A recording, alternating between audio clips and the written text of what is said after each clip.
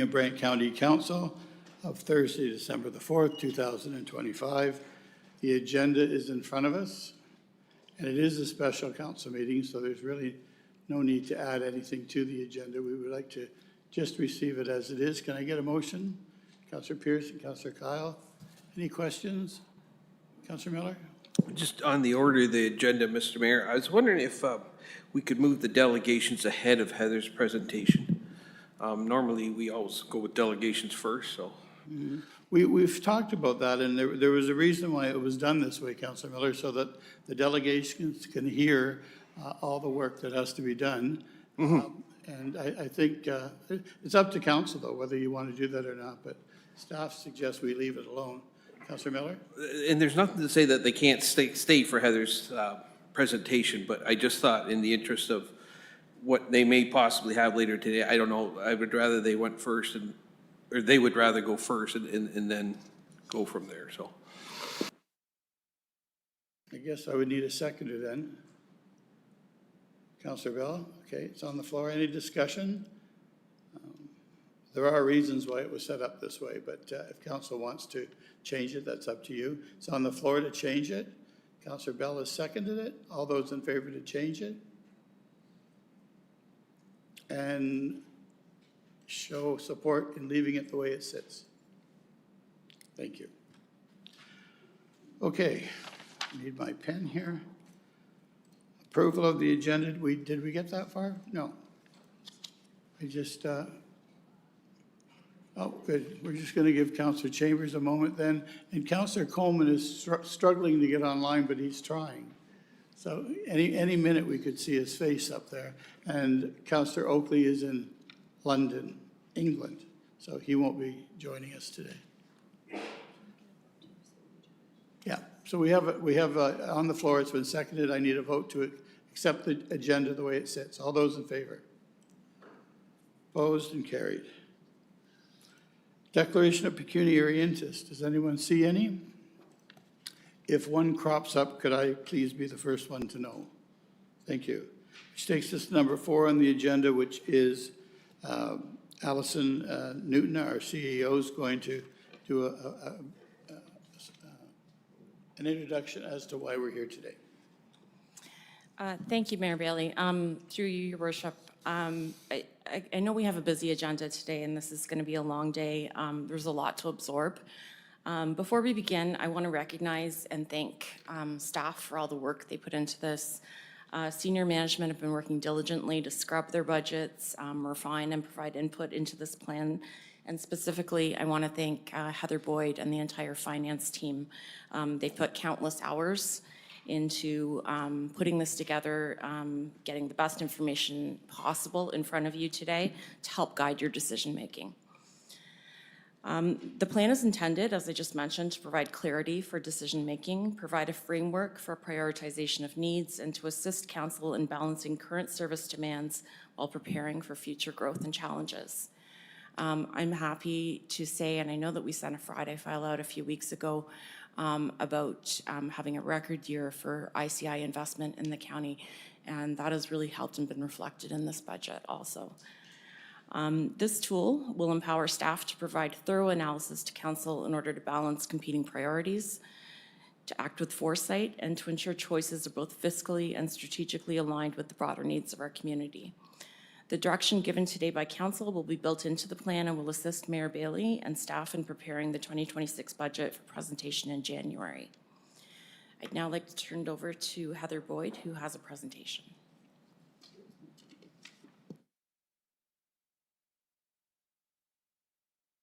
So Chambers, did you receive the flow chart here?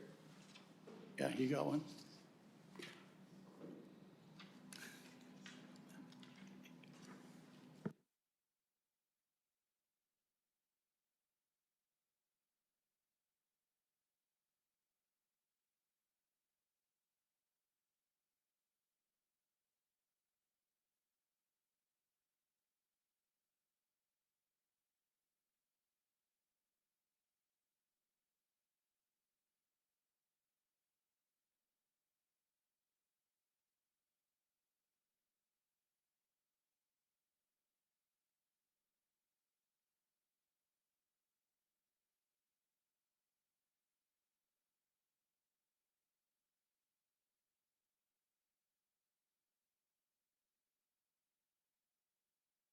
Whenever you're ready, Heather. Thank you. Through the mayor, thank you everyone for letting us speak this morning. This morning we are happy to present the long-term financial plan. I'll be presenting as well as Heather Mifflin, the Director of Finance, and Heather Bailey, the Manager of Long-Term Financial Plans and Budgeting. Just a quick overview of what we're going to be discussing this morning. We do have slides that we distributed to members of council. We will be going through the long-term financial plan document, and part of that is the starting point for the proposed 2026 budget. We will be reviewing the public engagement results. Then we'll be holding an opportunity to hear the delegations and a review of recommendations that we will be talking about at the next meeting on December 18th. If there's anything council would like staff to further look into or to model out, this would be the best time to bring that forward so we can be prepared for the 18th.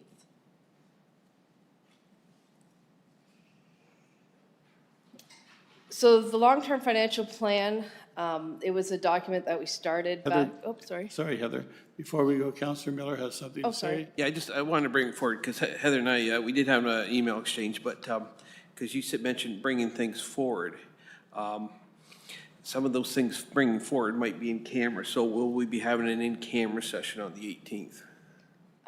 We could schedule one for that item that we were discussing Okay, yeah, last night, yeah. thank you. It was a property purchase that he would like to discuss. Councillor Coleman's now online. Thank you. Sorry, Heather. Oh, no problem.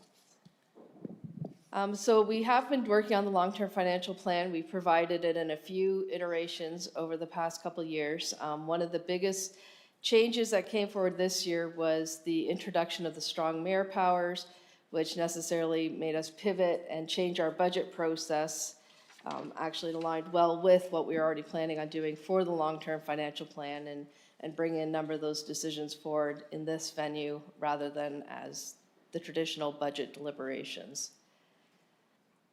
Part of that goal was to make sure that council still gets to deliberate and fully consider all the projects within the capital program, all the initiatives coming forward as part of the major studies, making sure everything gets vetted through a long-term financial plan process.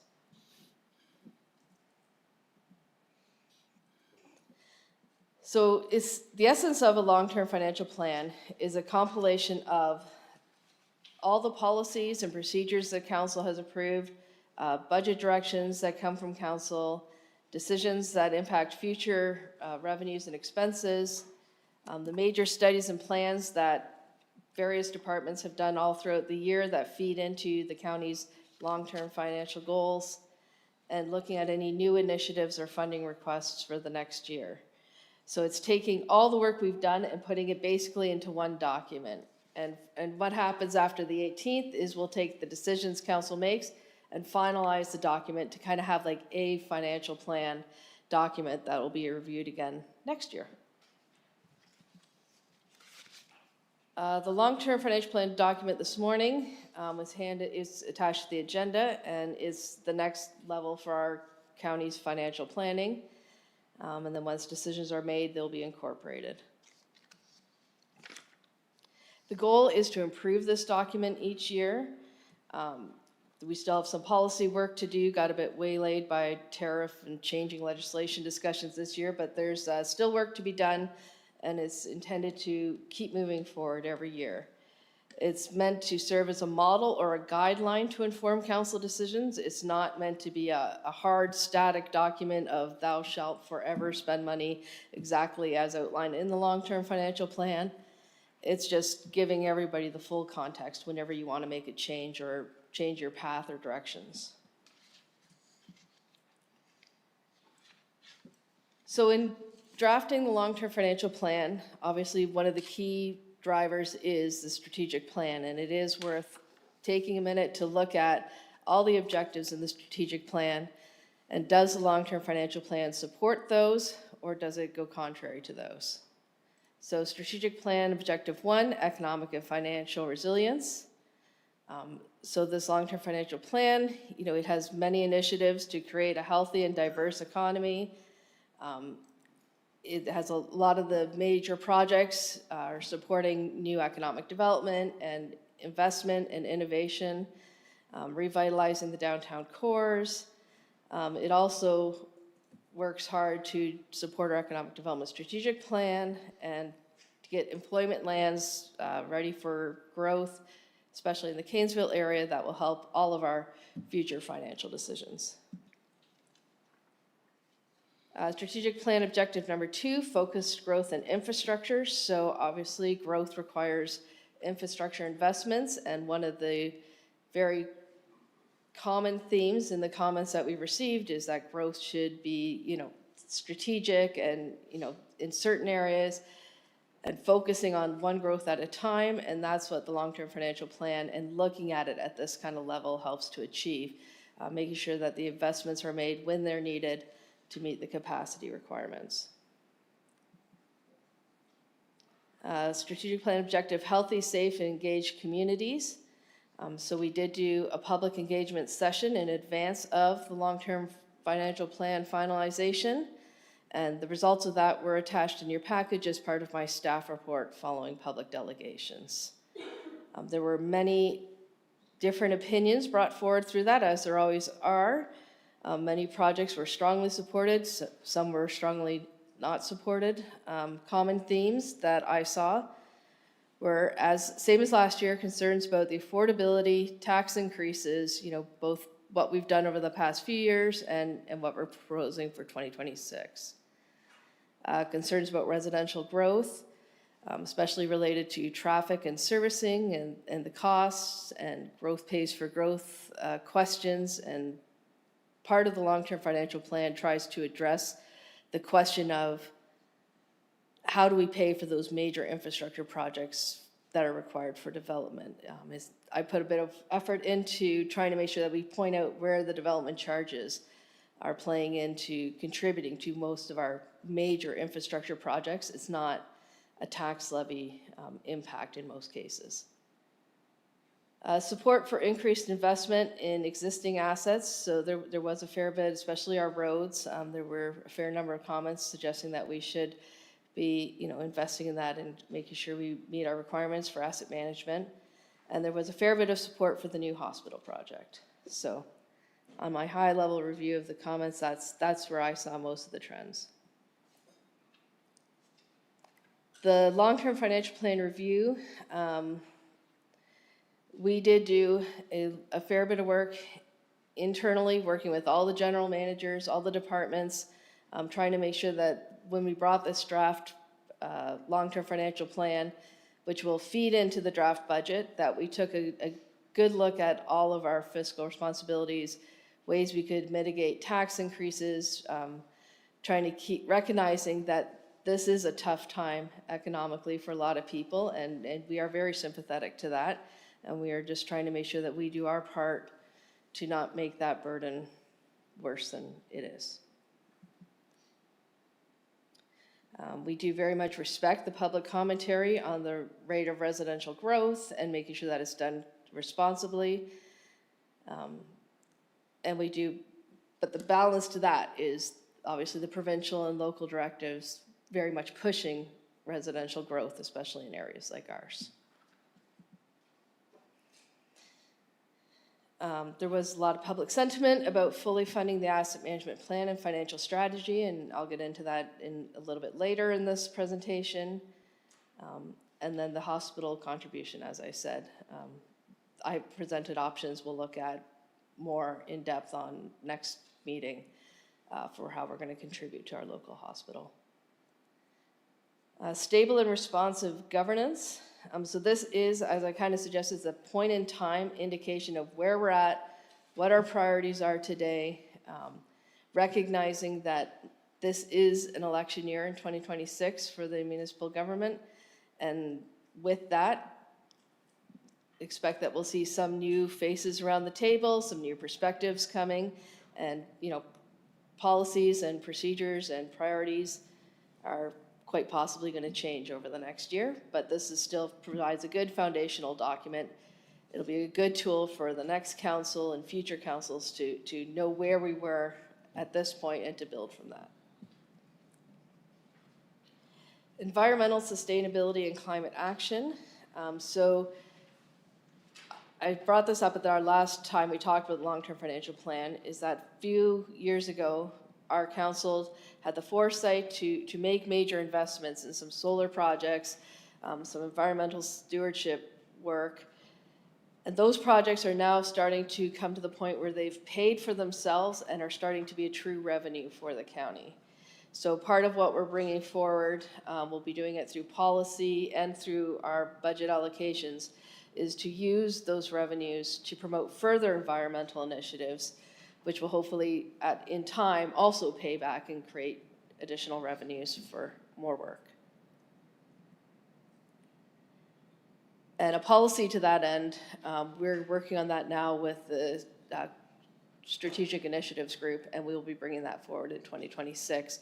But it is part of how we've done the budgeting for the capital projects in 2026 to 2035 so far. Is this where you're coming in?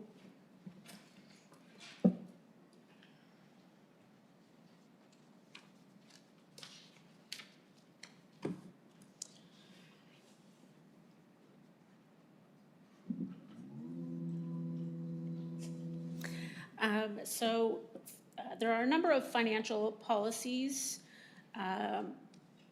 that were part of the long-term financial plan implementation plan that staff have brought forward in 2025, which were supported by council, including the policy CPS 2025-02, which is the integration of action items from master plans and major studies, as well as policy CPS 2025-04, which is the capital budget process and capital financing program. They are captured in the materials that are being presented for council's consideration as part of this long-term financial plan review. The policies included in the LTFP document have already been approved by council. They require no further action or decision at this time.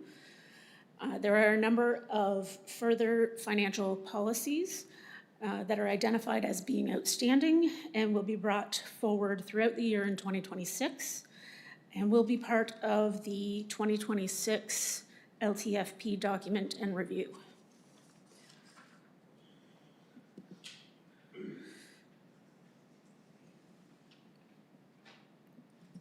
There we go. The 2025 council decisions. This section of the LTFP outlines council decisions that have a specific impact on the LTFP and 2026 proposed budget, including the decision to proceed with the detailed design of the realignment of Salt Springs Church Road, as well as the referral of the Mount Pleasant multi-use pad and the Cleaver Road Bridge staff report to the long-term financial plan review process.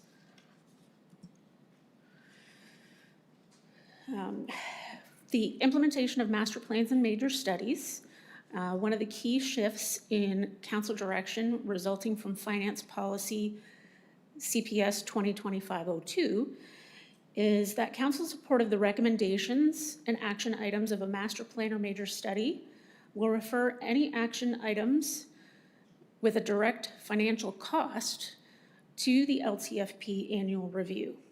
So this is a change from the previous practice, which was to automatically incorporate these action items into the 10-year capital forecast. And they would move forward unless they were specifically pulled out by council.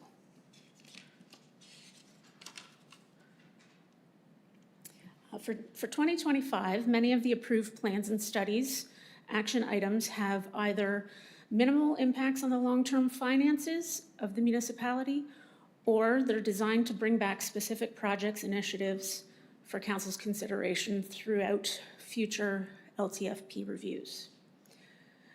For example, the Climate Action Plan, Municipal Accommodations, and Fire Location Study, they all have identified future potential projects, which will have to be further explored with their own business cases and funding model recommendations for each that will be presented and considered for incorporation into future years' budgets. The water and wastewater rate study is a legislated process, and the recommendations of this were incorporated into the fees and charges bylaw, which were effective July 1st, 2025 to June 30th, 2029.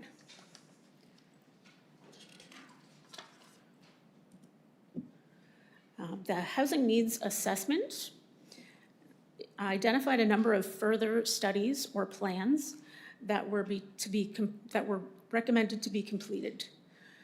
These further studies themselves do have minimal impact on the LTFP, but the outcomes of those studies may identify more significant projects and investments to be made. Projects under the housing needs assessment, but not yet included in the capital forecast represent the following impact to the LTFP. A decision on specific projects to be included in the capital forecast based on the study will be presented for consideration on December 18th at that meeting. And the chart just shows the amount of all of the accumulated all of the studies together for each year and shows how much the percentage increase to the expenditures that are currently reflected in the long-term financial plan. Another one is the solid waste management master plan. It was presented to council in September in detail.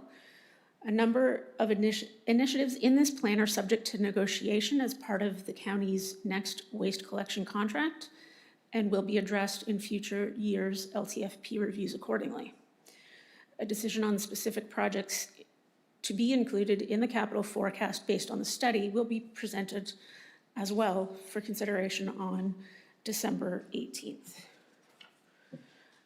And the following chart, similar to the housing needs assessment study, shows the impact of items from that plan that are not yet included in the LTFP update capital program. And back to Heather Boyd.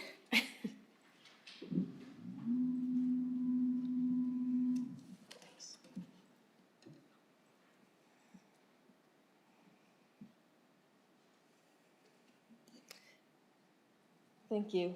Through the mayor again, the asset management financial strategy the asset management plan itself was a project that staff and council have been working through for the past few years in an attempt to make sure that we fund enough to keep our assets in good condition and to make sure that we are replacing them when needed, upgrading them when possible to extend life, and meeting our requirements legislatively for asset management work. Part of that was the asset management financial strategy, which was presented and adopted in July of 2025, which has suggested that rather than trying to, in the first year of the plan, try to bump up our investments by, to the tune of many millions and then hold it static, that we work incrementally over the next 10 years so that by the end of the 10 years, we have fully funded the projects that were listed in that asset management study. The water, wastewater assets were part of that study. They were subject also to their whole own financial plan, and that accumulated in that rate study that we approved earlier this year. So largely what I'm talking about in terms of the asset management financial strategy today is related to the tax levy impact pieces, because the water, wastewater, their financial study is taking care of their work.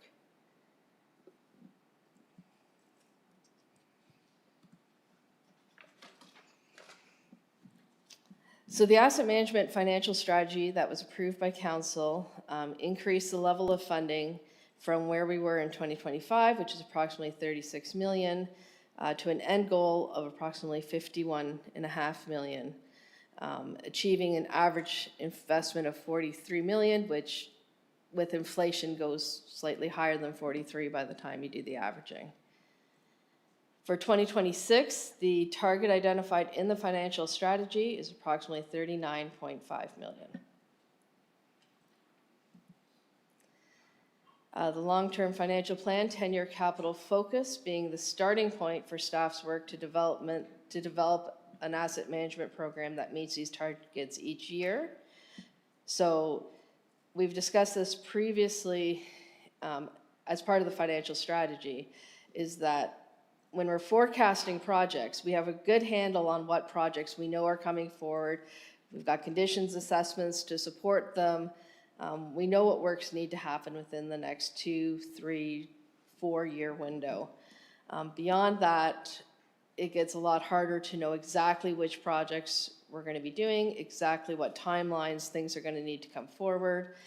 There's a lot of work that needs to be done both on the asset management piece, where we might be able to make investments to extend life of certain assets, and where we're going forward in terms of exact projects. So we've discussed before that when you're planning out for work, first couple of years looks pretty steady, but then beyond that, it's kind of gets into the whole peaks and valleys, and that's why part of the work we do each year and going forward is to work to smooth out those peaks and valleys so that we're not making all our investment one year and then dropping our capital program the next year. But what happens is, because there's works we know are going to be needed in years 5, 6, 7, 8, that we don't have listed in our capital program, we haven't done the work to figure out how much they're going to cost us exactly, it creates a gap between the targets and what we know are the projects that we're looking at. So recognizing that, there is work that's going to have to be put in there, what we've put forward is an asset management contribution, basically a reserve that we would create. And if there happens, because capital program and asset management target, like one's a math model, one's a program, you're never going to have them exactly meet. So the idea was, if we create a reserve, if we're a little bit over 1 year, a little bit under, this reserve will help smooth that out a little bit further. Recognizing that right now it looks like there's going to be great big contributions to the reserve to fill those gaps, but like this year, we're already down to like $100,000 difference. And by the time we get through the decisions on the 18th, we'll likely have eaten up that difference anyway. So the plan is that if we end up in a situation where we still have a gap, we'll put it in a reserve so we don't lose any ground on the asset management plan. But every year we get better and we know our project's going out a little bit farther. I don't anticipate we're ever going to be putting a big amount of money. It'll get eaten up in the projects that we need to do. It just sets the standard so it doesn't look like in year 2029 we're going to have $10 million of unbudgeted projects, because that's just not the reality. We know there's going to be projects, they're just not in the plan yet.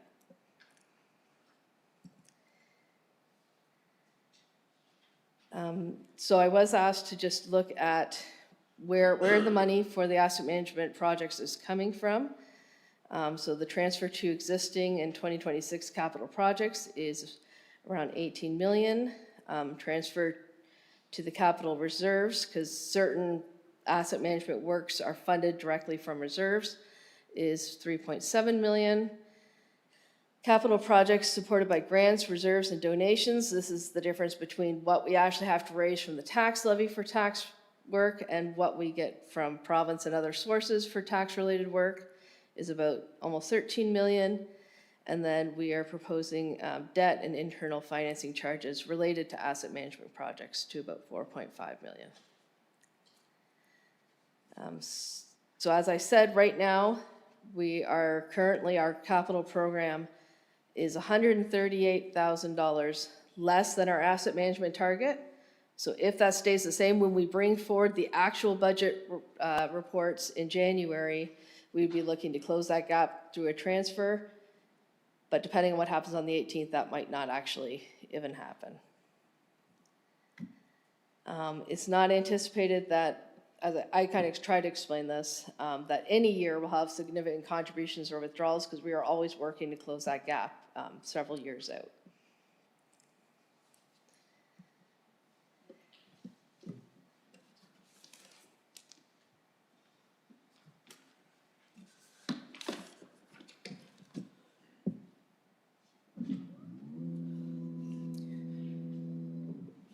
The long-term financial plan model updates they've been updated to account for growth figures based on the growth forecast and what we've seen happening, and changes to the capital program as well as the funding sources and inflation and indexing. The long-term financial plan model includes all projects in the revised capital forecast, noting that those projects that were highlighted previously as either inputs from master plans or major studies, or that are change requests, are not currently included in the calculations for the long-term financial plan update. And these would be additional to those numbers. The following page is the output from the current LTFP model, and you've all been given a much larger page of this because it's kind of tiny on the screen.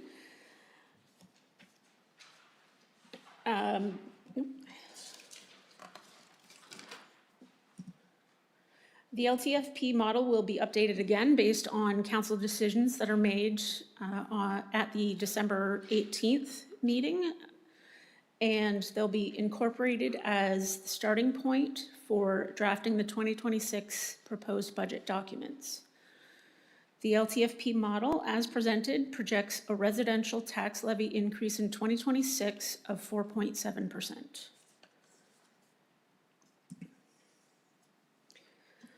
The draft 10-year capital forecast and funded 2026 capital program are attached as Appendix A and B of the LTFP update document. Staff are prepared to model the LTFP impact of any changes to scope or timing of capital projects that might be proposed at the December 4th meeting for consideration on December 18th.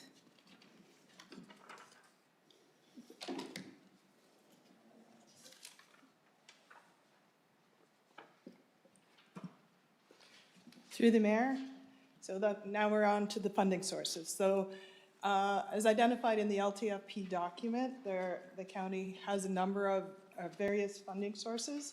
The county is heavily reliant on property taxes, rate revenue, development charges, and transfers from other levels of government to fund the operation and capital program.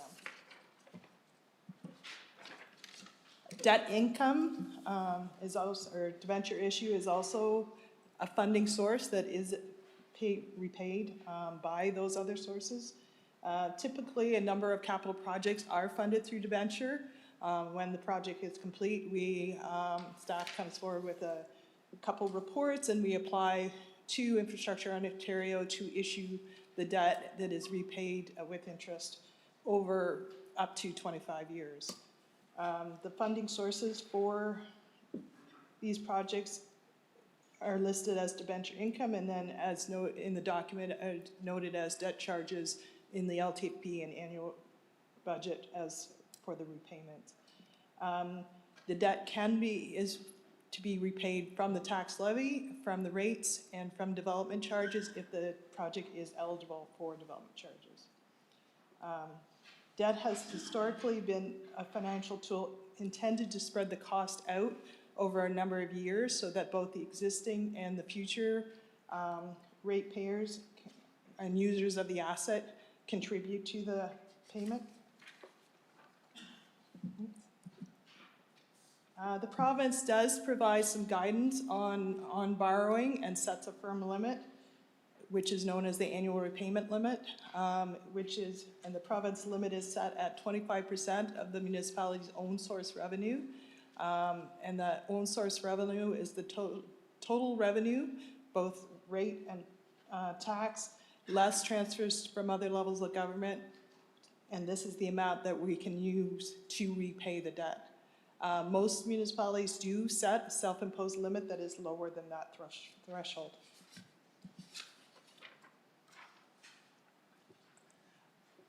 There's only certain projects that are eligible for debt. There must be a capital asset to leverage the debt against at the end, so it cannot be used for service level improvements or operational expenditures.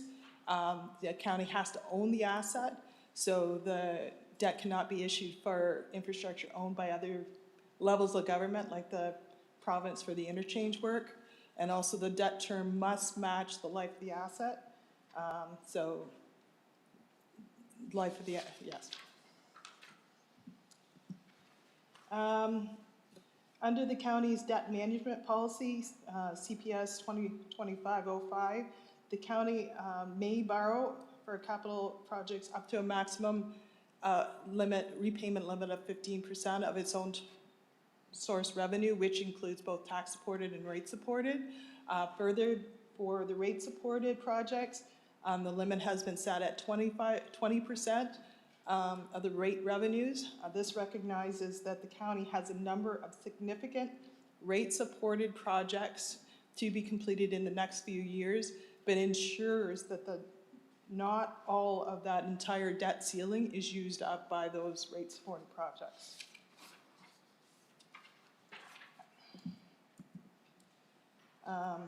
Based on the annual increases to the county's own source revenue and the additional debt required in the forecast from 2026 to 2035, it is estimated that the county will reach the 15% self-imposed limit by 2029.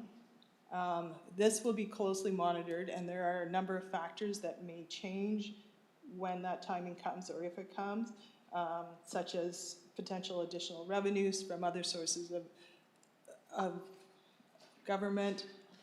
We'll continue to evaluate the growth rates and the advancement of the capital program.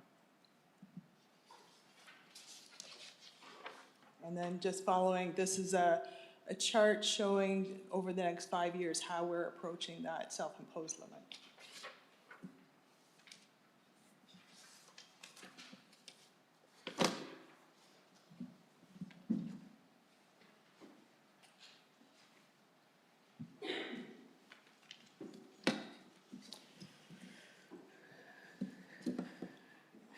As part of the long-term financial plan, there's a section for a spotlight on major capital projects, which was developed to bring to the forefront a number of major capital projects for the municipality over the next 10 years, highlighting their funding sources, impacts, and interconnectivity between various initiatives. So the amounts that are in this chart do include the life-to-date approved budget up to 2025, as well as any additional proposed within the 2026 to 2035 capital forecast.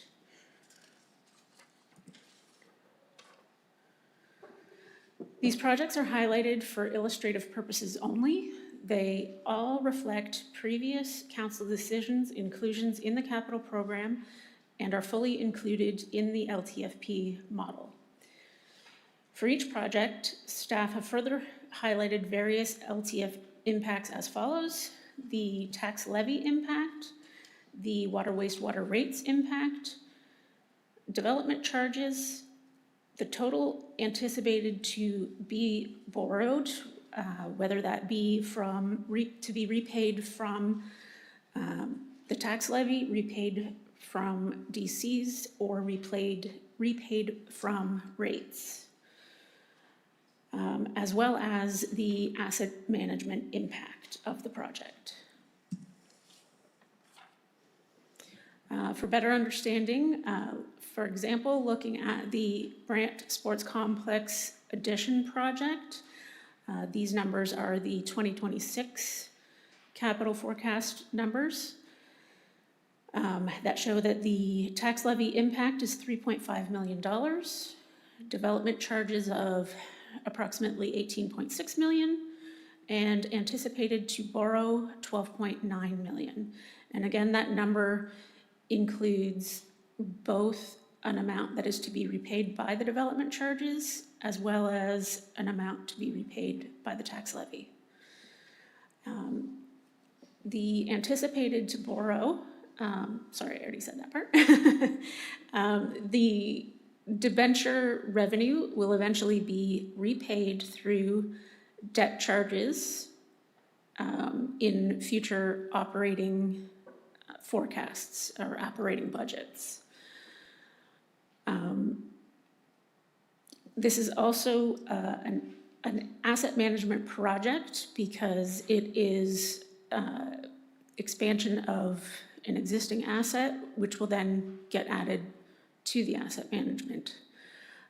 So this is the reason why the tax levy impact and the asset management impact are identical.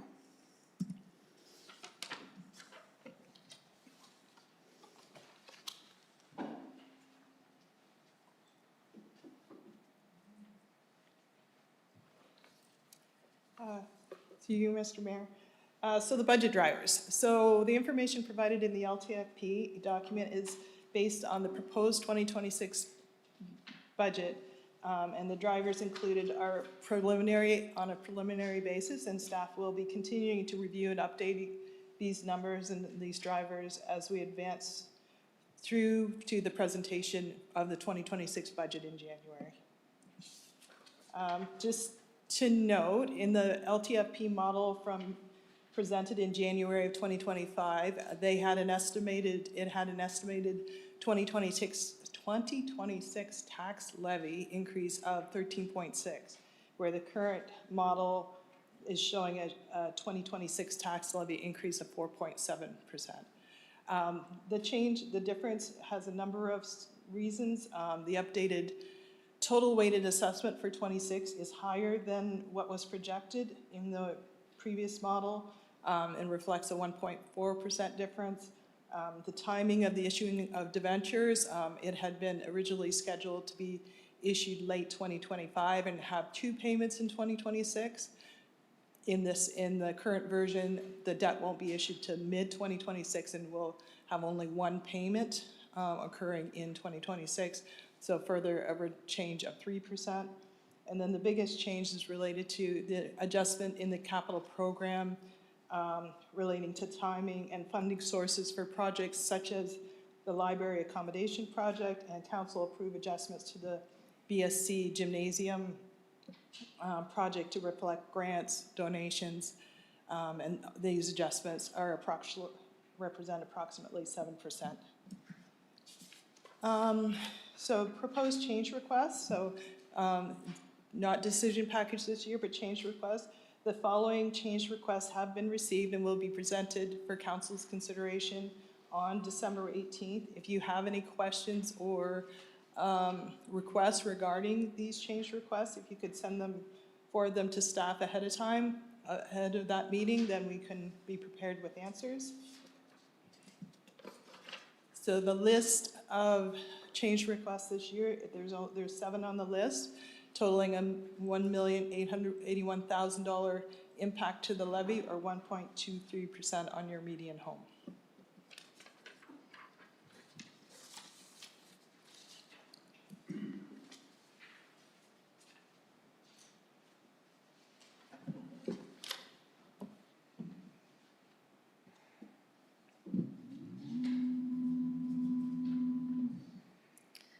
The next section of the long-term financial plan is the discussion that was referred to this process on the Cleaver Road Bridge Future Design Report. The full report from staff has been included in your packages for consideration, expecting that decision to be made on the 18th. What staff was asked to do in the meantime was to look at funding for alternatives.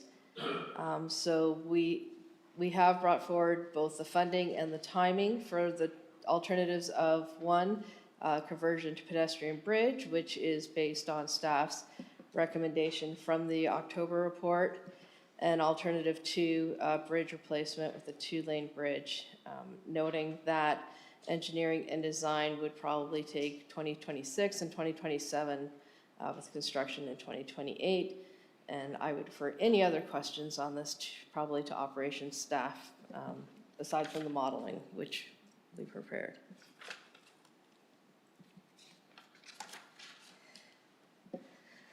The next piece, this is a part of budgeting that our council has done over the past number of years. Historically, we've allocated a contribution from the contingency, rate stabilization reserve, which help offset the operating budget and smooth out increases. In 2025, we contribute just under 1.5 million from that reserve. So the resulting is a budget driver in 2026. Sorry, one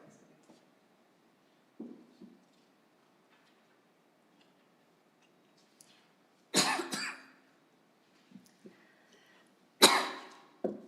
Sorry. Someone else do this. I'm dying.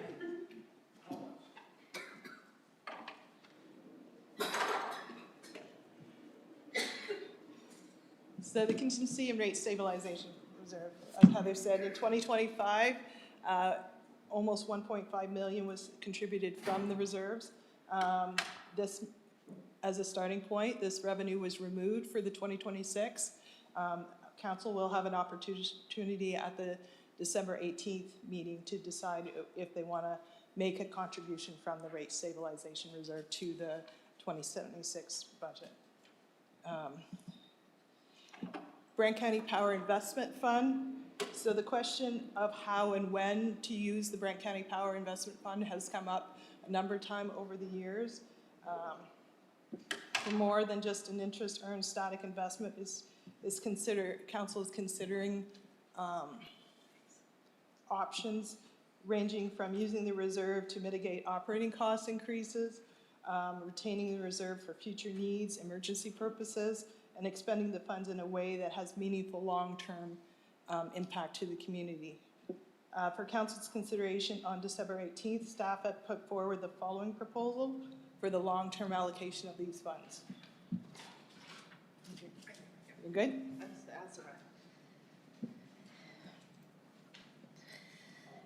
So what we're looking at is currently the balance is about 29,500,000 in that investment right now. When we talked in earlier in 2025, we talked about putting some towards the hospital, possibly putting some towards affordable housing. Of those two pieces, I think the more key decision to be made for this year is the affordable housing piece. And I'll get into the reasons for that in one. Well, I'll go through the hospital first, but the more important decision that we need to be making this year is what we're doing with that affordable housing, if we're gonna fund that from the investment. The new hospital local contribution, so we've reported over the last several years that along with the new hospital project, there comes a significant local contribution, which is gonna be required towards that. Right now, the project is progressing, but we don't have any firm decisions on the location, scope, estimated cost, and the timing of the project. But what we recognized previously is that if we wait till we have all those answers before we start putting money aside for this local contribution, we're never going to get to the numbers we need to do that model. So in 2023 and 2025, I put forward a model of an additional 1% increase each year to the tax levy for the local contribution. So the first year it was 1% special levy, the next year it'd be 2%, the next year it'd be 3%, increasing till we get through the 10 years to get to the numbers we were looking at. What I put forward today is a few options. At the time, council approved the 1% for the 2025 budget and beyond, but did not specifically agree that we were going to every single year increase it by another 1%. So I put forward some options for council to look at next week.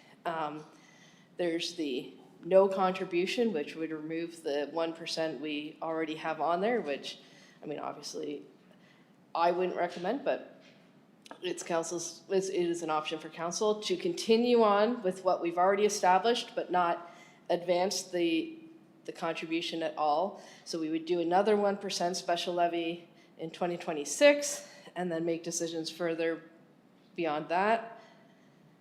The model that I presented with the 1% new special levy added on each year, that is still on the table. We could move forward with that in 2026. There is keeping the 1% we already have and using a $10 million contribution from the Brant County Power Investment Funds. There's that model, which does help in the short term, still doesn't get us where, at some point, we're still gonna need to likely advance that program, but it would give us maybe a year or two before we had to really worry too much about doing that, which might help us get to the point where we have some of these answers about the project itself.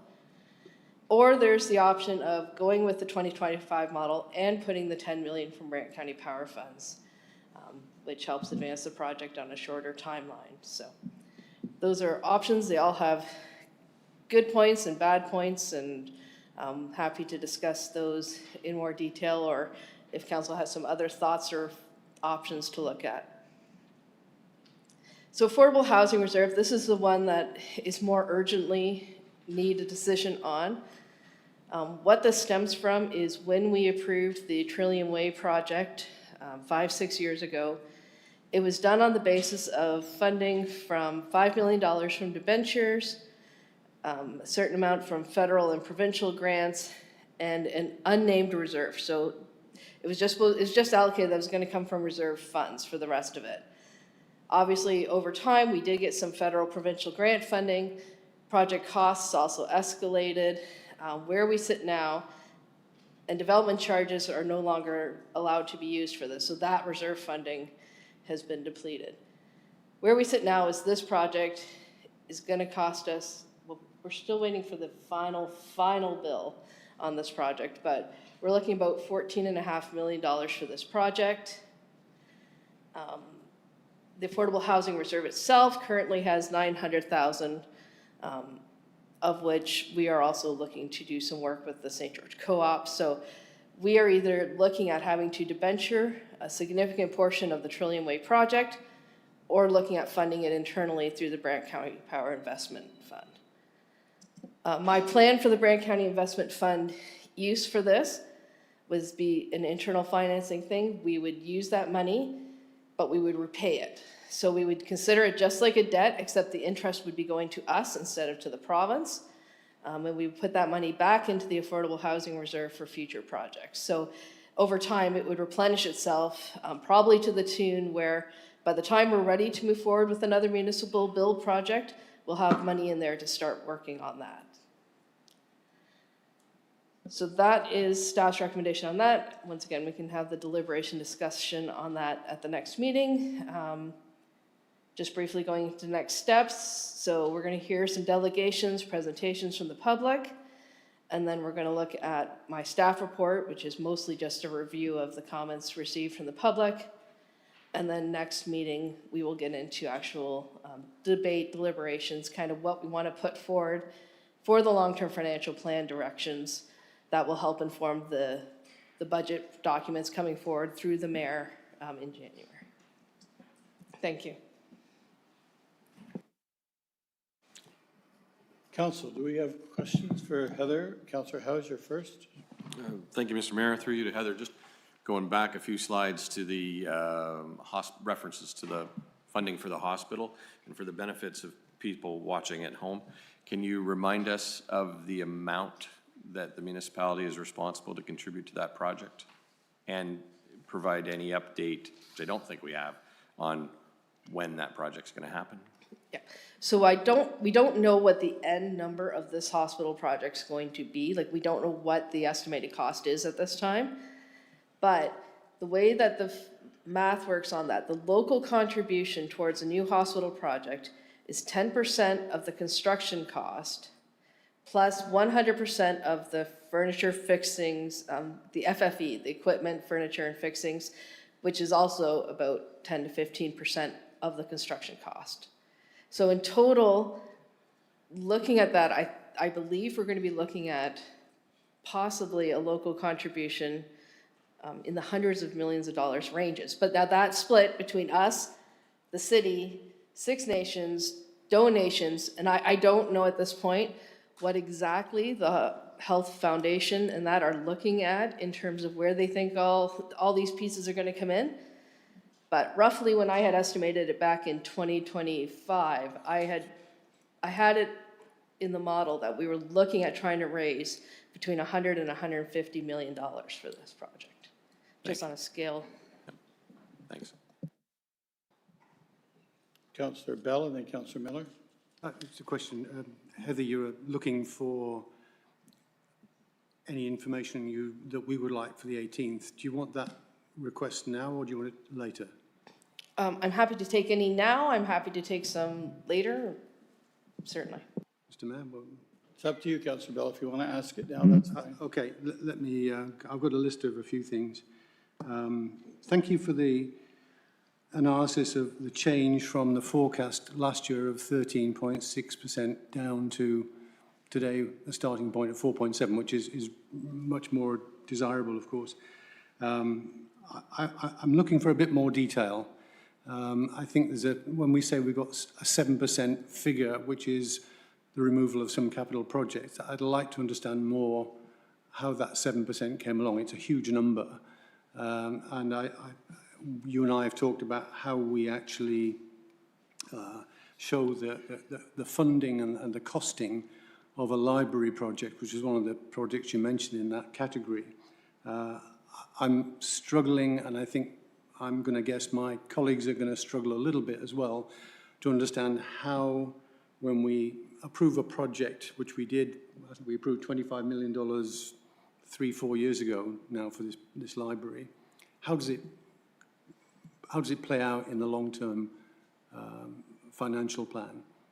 And if you're saying it has had an effect because we didn't follow through last year of almost half, let's say call it half of that 7% figure that you showed in the earlier slide, I'm surprised. So I would appreciate a little bit more detail, not today, but on the 18th. Yeah, I can provide a bit of that detail now. Now, the difficulty is that when you look at the capital program for, let's just say 2026 at this point, some projects go up between 2025's forecast and 2026, some projects go down. So every project is shifting a little bit, right?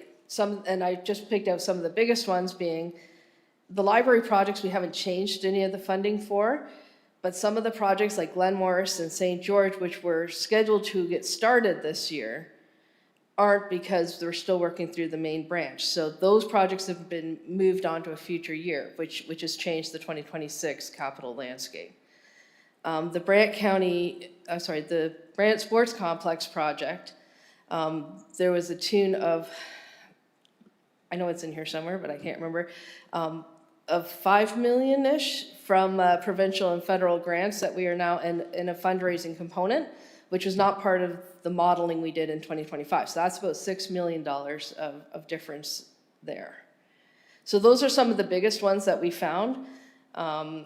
Speaking again to the actual where that main branch library project shows up into our capital forecast, it's not in the 10-year forecast because it is a budgeted project. Where it does show up in the LTFP is in the debt to be repaid each year. So where Heather has calculated, on our big sheets, because I'll never find it on the small sheet, part of that debt charges for approved yet to be issued, those increasing charges, that is partly where this library and other projects are going to show up in our plan.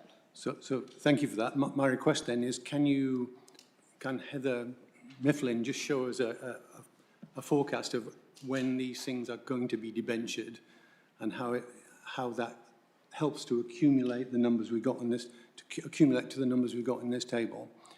So it's not just the library project, there'll be other projects that will eventually debenture. So I'm interested in how we take on debt, when we take on debt, and how much of that. Sure, how much we can do more analysis on which projects are coming into which years of this debt forecast. So that's my first question. The second question is a more philosophical one. And in the last year, I think it's risen up a little bit in terms of importance and debate in this council, and that's equity, the equity of spending. So I would like to know the tax revenues by ward, and I would like to know approximately, because I know it's a very difficult calculation, how much we spend on each ward. And I'd like a little bit of history, and I'd like a little bit of forecast.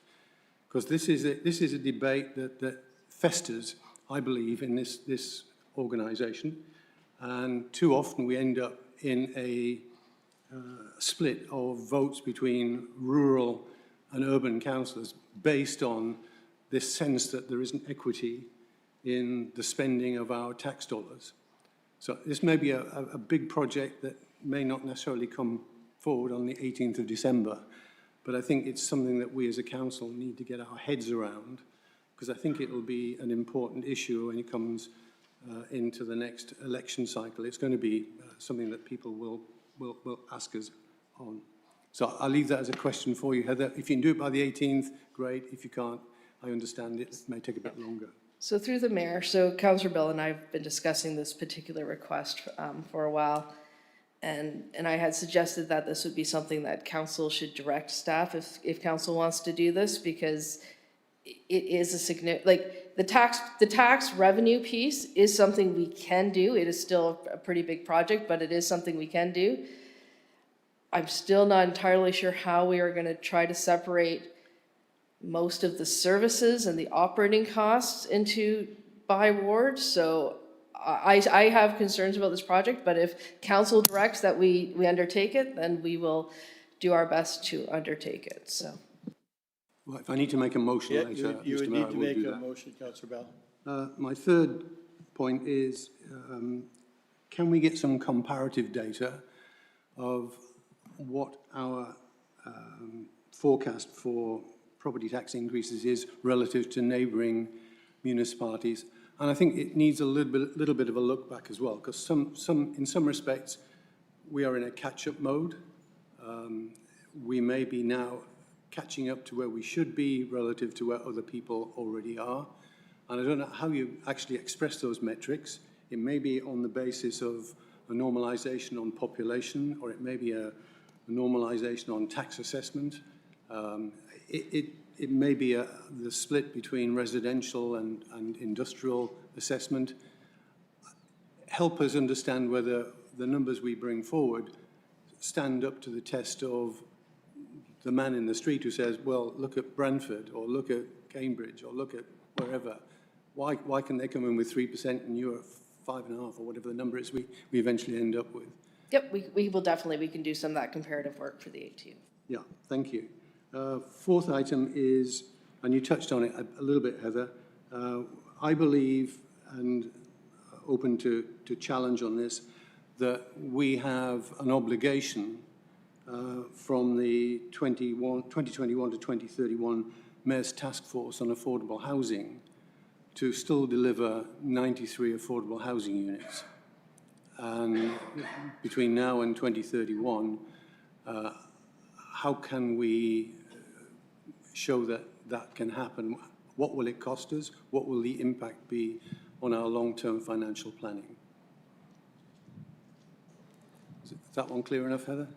Yeah, it's clear enough. Obviously, the funding model that I proposed is a good step forward. I think 2031 might be unachievably aggressive, to be quite frank, as we don't currently have a site in mind and haven't started the project. But definitely we can make steps towards it, and providing that funding source that will replenish itself is a good way to do that. I know that some of us are meeting with our city counterparts next week to discuss, partnerships and how they can play into that unit count, and working towards moving that needle forward. And through the mayor, if you model it, Heather, that we do it before 2031, it may just throw up that actually we can't afford to do this. And then we get into a negotiation. I think the mayor and Mayor Davis probably need to sit down anyway and say, well, we're 5 years through this. Should we look at the next 10 years and maybe revise the next 5 years of the original plan to reflect the reality of today's situation? But if you have that information, it helps in that conversation that the mayor can have, and Alison, together with the mayor, can have. So if I move on, Trillium Way, you and I talked, Heather, yesterday about how we see the affordable housing component of the use of the Brant County Power Investment Fund. as a kind of bank. I asked the question yesterday, are we going to be the recipient of the rental income from Trillium Way, or does it go back to the city as the overall service manager for social services, including affordable housing? Because it will make a difference. If we have an income stream from the rental, that helps pay the debenture. If we don't have it, then we have a bigger hole to fill. And I know you don't know the answer, but I just want it on the list of the things that hopefully by the 18th we have an answer to. And I know you're trying to find it out, so you don't have to answer that one at all. The final question I would have is, what's going to be the impact if we move our ARL, annual repayment limit, to 20%? What will it allow us to do? And here I'm thinking about one of the items in your report, which talks about the swimming pool. And the swimming pool is something which, if we look at the engagement survey, is highly desirable for county residents. Would we be able to accommodate that if we pushed our ARL up? And what would be the impact? Can we model that and anything else that might fall into that category of things we'd like to do, but to date we've assumed we can't really afford to do? I'm a believer that the sensible use of debt is something we should be looking very hard at. Debt is a way to manage a business. Every business uses debt. We are a municipality that is clearly going to grow its industrial assessment quite quickly. You just have to look on the 403 now and you can see what's happening there. Can we take advantage of that now for the residents of the community we have today and of the growing community of the county? So I offer that as a theoretical little exercise here to say, what could we do? What would be the extent to which we could afford to do more than we're doing today? And thank you, Mr. Mayor, for that. Councillor Bell, I think it's a good time for you to make that motion, looking for a seconder to direct staff to do those proportional awards that you want for the, yeah, it would be good now. That way they'd have some time before the 18th to bring back the information for you. Yeah, so I will make that motion. I'll look for a seconder to direct staff to do some work to determine the tax revenues and the spending by ward so that we can, in a future council meeting, address the issue of equity with a little bit more data on the table. Yeah. I look for somebody to second that. Yeah, Councillor Pierce is your seconder, and the CEO is going to speak to it. Thank you, through your worship. Should this motion pass, I just wanted to clarify that this is unlikely to be done by, it won't be done by the 18th. It's a large project. So I just wanted to make that clarification. If I may, Mr. Mayor, Yeah. I accept that it may not be done by the 18th, but it would be helpful, I think, that we have the data before the mayor's budget is finalised. I think we should, never miss an opportunity if there is an imbalance to start a process of balancing. Councillor Howes, you want to speak to it? And Councillor Chambers? Thank you, Mr. Mayor. I won't be supporting this motion. I respectfully understand why Councillor Bell wants to have this information and how anecdotally it'll be helpful in dealing with resident inquiries, and it will be helpful in strategic decisions too. But particularly right now, in the amount of time that staff have put into crafting a much more attractive budget, I just can't see where the capacity would be available to zero in on this. And I have a concern too that the information will get muddled anyway. Like for example, in a year, we're gonna have 2 fire halls in Paris. They're both in Ward 2. That doesn't mean that the people of Ward 2 get better fire services than the people in Ward 3. The people in Ward 3 have a beautiful sports complex. That doesn't mean the people in Ward 2 aren't benefiting from, like, it all gets very, very muddled, I believe, so I won't be supporting this motion. Councillor Chambers? I was just going to ask for a clarification. Are you just talking about the capital projects, or are you talking about everything? Councillor Brown? Yeah, I would talk about everything that is covered by our operating budget and our capital budget. And you know, just to amplify that, I mean, a lot of the concerns, I read the engagement survey, I'm sure we all did, and there's a lot of feedback there. Two messages come out. One is, why does Paris get everything? Which we hear regularly. But then you see a lot of other issues about, you know, why are my roads not fixed in Burford or in Gainesville?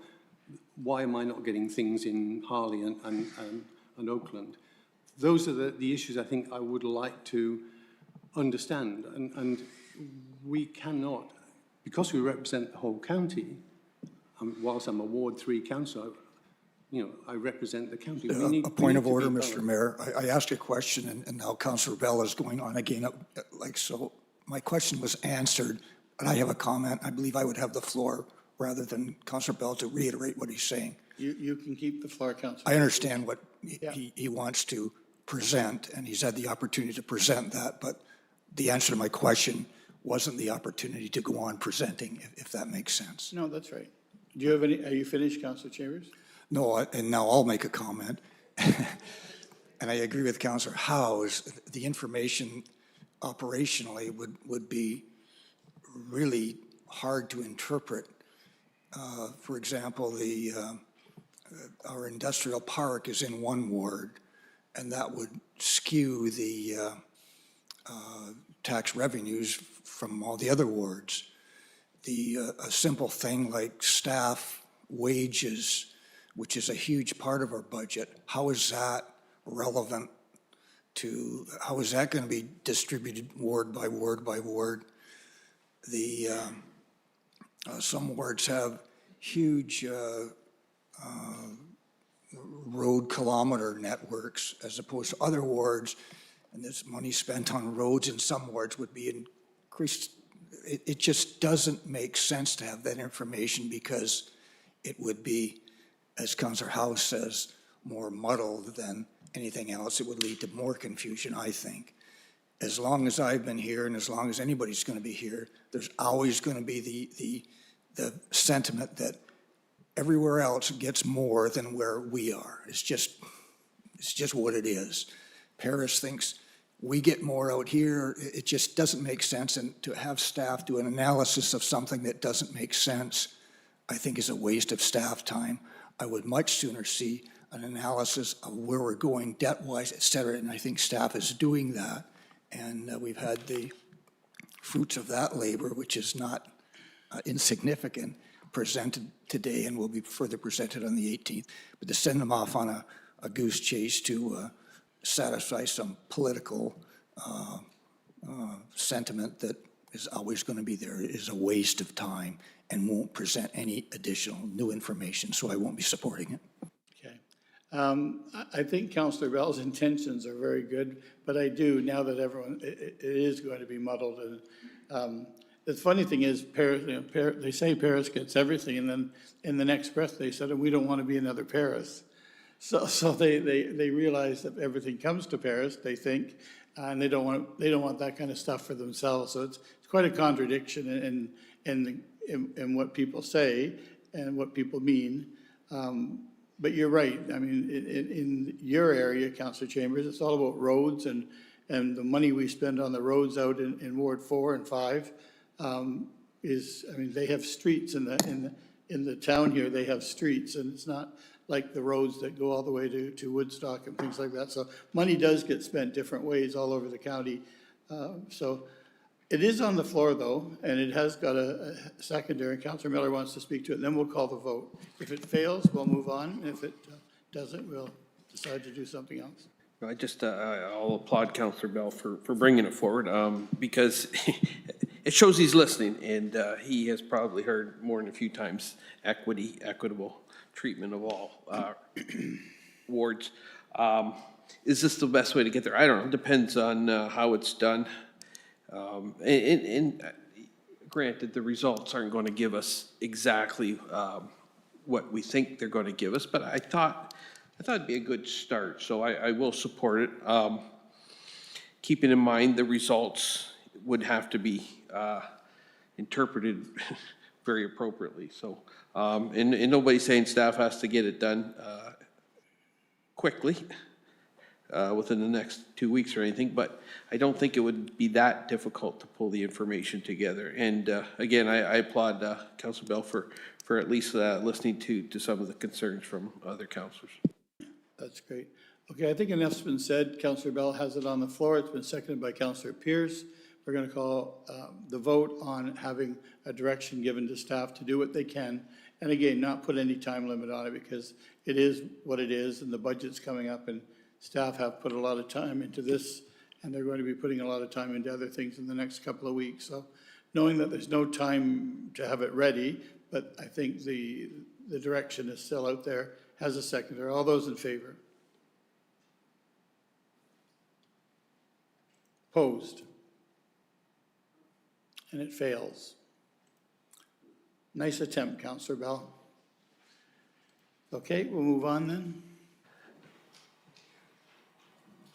Would you rather have the other questions come later after the delegations now, just because we've just seen how it can take a lot of time? And Whatever's council's preference. I was going to say mine are short, so. All right, Councillor Miller. Just two questions. One is the tax levy that you're showing, 4.7%, that's just for approved capital projects? No, that is what we're putting as the starting point for the overall budget, operating and Oh, capital. that includes okay. That's better than what I thought, okay. The reserve, asset management spending, the reserve idea, I like it, I think it's great. Happy to see that. My question is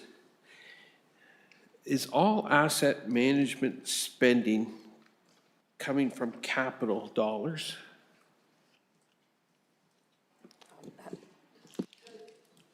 Heather Bailey can speak to it maybe a bit more, but there is operating components in terms of, there's some road work that we do on a maintenance level that does contribute to asset management and some other projects where we do under operating that does extend the life of assets and Okay, impacts it. because for 2026, you're showing $39.5 million for asset management spending, but the bulk of that, not all of it, but the bulk of it is capital spending. The bulk We could is, say yeah. that, okay. And then I just want to clarify too, 2026, we're looking at total capital expenditures of about $90 million, correct? That's what I read? That's a lot, it seems like a lot of money. $20 million is wastewater. So we could say, but if I look at 2025, we put almost $17 million of capital works was on the levy. Now, for 2026, we're going to spend $90 million on capital expenditures. Is a lot of that, I mean, the rest of that big gap, that comes from water, wastewater, and what, gas tax, mate? Like, we're, Yeah, I'll let Heather Bailey speak to that a bit. Like our overall program in 2025 was much, much higher than 17 million. Our overall program, I don't know, she's coming up with the numbers. oh, I know it's more, it's just I'm trying to figure out where that big funding gap comes from. So for the 2025 capital budget, the total capital expenditure was $108.5 million. For 2025? Yes. Yeah, okay. Only the levy was the 17 million. In that big gap that comes, that's water, wastewater spending, but where's the rest come from? So, Gas tax money thrown in there, but so if I exclude water, DCs. if I exclude water, wastewater from the total expenditure for all other services was 43 million. But the difference between what your question was of the 108.5 and 17 million levy is the water wastewater reserves, which are funded by the rates, as well as the CCBF funding, which is formerly the federal gas tax, OCIF funding, development charges, DCs, yeah. debt to be repaid by DCs, debt to be repaid by the tax levy, which actually in 2025, there was none to be repaid by the tax levy. But there was also a large piece of federal and provincial grants in the 2025 budget to the tune of $30.4 million. Okay, I think So that's a what I was large getting at. chunk of it. Okay, that's the missing piece I was. Yeah, but, Okay, and the development charges was approximately 15 million. okay, thank you very much. Thank you very much. I think we should have this cut short now, and we'll go to the delegations. Thank you, Heather. And then we'll come back on the staff reports. Heather's going to come back under 7.1, and we'll be able to talk to her again about anything that you're not clear on. So everyone's okay with that? So we will call on our delegations. 6.1, Andrea, if you want to come up, please.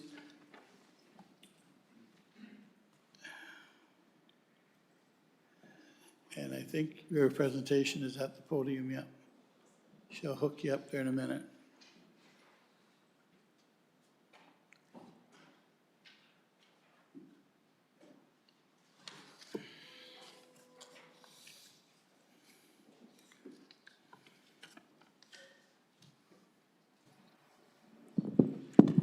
If you could just state your full name and your address again for the clerk, please, Andrea. Sure. Andrea Bowden, 28 Wingrove Woods. Thank you. Good morning, everyone, Mayor Bailey and councillors.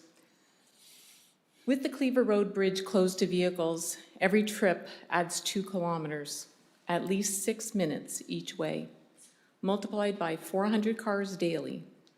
Those detours send traffic past a daycare on Mill Street or down Robinson Road's dangerous hill.